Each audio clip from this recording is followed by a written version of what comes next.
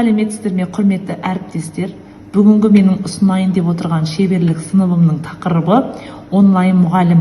Қашықтан оқыту кезіндегі ақпараттық технологияларды қолданудың тиімділігі. Бүгінгі менің таныстырылымымда екі презентация болады. Бір сайтпен жұмыс жасау.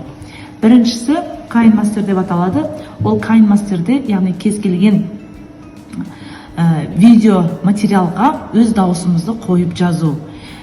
Немесе бірнеше фотоларды біріктіріп, өлшемін, немесе көлемін, жаңағы сапасын барлығын жақсарту арқылы оқушыларға ұсыну.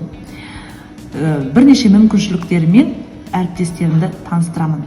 Екінші таныстырайын деп отырған бағдарлама ол Камтазия.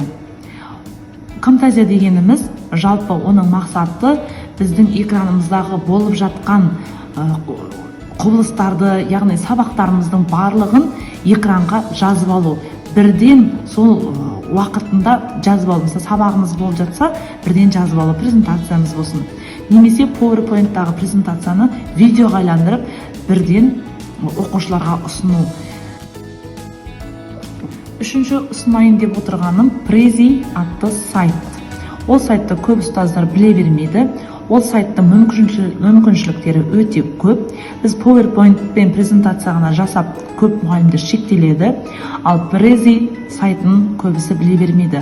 Ондағы мүмкіншілік соның ішіндегі жасалынған бірден фондарын таңдау арқылы 3D форматта әдемі презентация жасап шығаруға болады.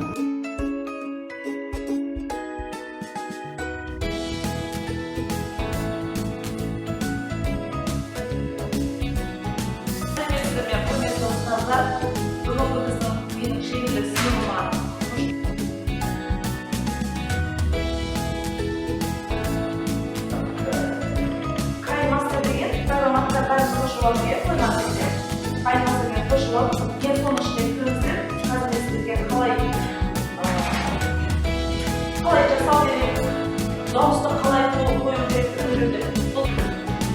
бастап,